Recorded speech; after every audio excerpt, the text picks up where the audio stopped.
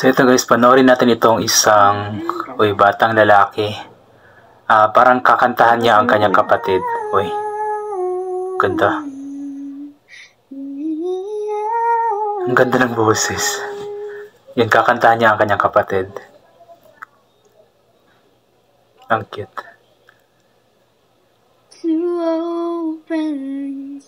Ang galing ni Kuya. Wearing all the faces, talk about the places they have been. Ang swerte ni Baby. Two old sweethearts fell apart somewhere long ago. Ang ganda ng boses. How are they to know? Someday they meet again. They have a need for more than when I say maybe this time. Ang ganda ng boses niya. It'll be love and divine. Maybe now they can be more than just friends. Happy si Baby sa kanta ni Kuya niya. She's back in his life, and it feels so right. Maybe this time love would end. Ang cute tingnan. Happy si Baby sa kanta ng kanyang kuya.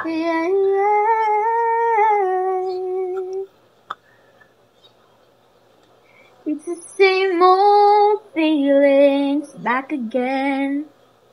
It's the one they had way back when they were too young to know when love is real. Maganda yung boses niya. But somehow some things never change, and even hasn't cooled the flame, and it's burning even brighter than before. It got a lot to change, and if they take it, maybe this time it'll be love and just fine. Maybe now they can be more than just friends.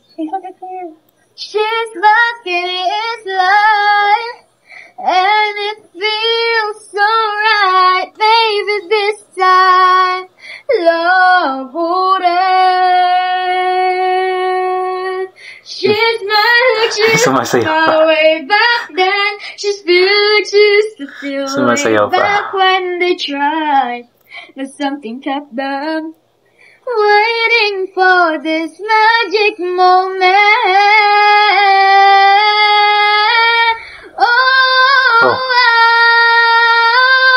Ang ganda kahit nakaupo lang siya. It'll be love and fine. Maybe now they can be more than just friends. Oh, she's back in his life, and it feels so right. Maybe this time, maybe taas ng boses. Maybe this time love would end. Ang galing ni Kuya.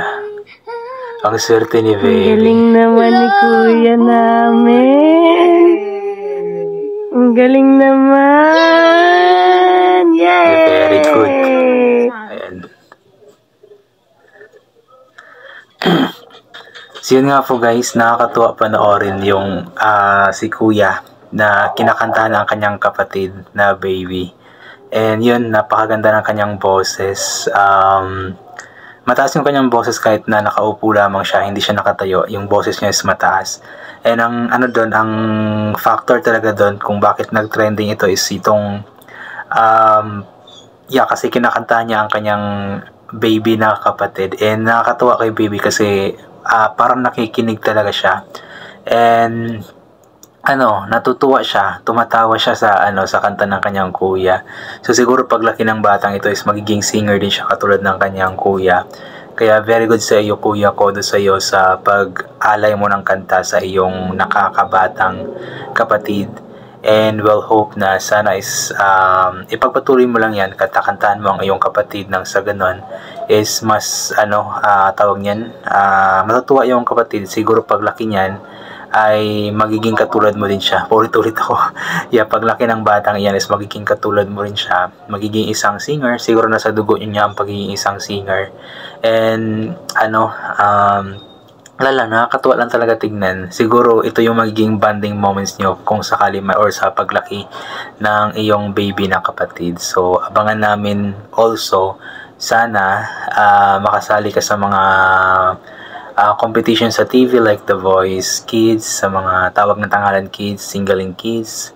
Sana balang araw is mapanood namin sa sa mga patimpalak na aking nabanggit, nang sa ganon is mas makilala ka pa. Although nagka-trending kasi yung mga local singers natin ngayon, although nagka-trending sila sa Facebook or sa social media, iba pa rin talaga yung nakikita sila sa TV. Alam mo yung yung mas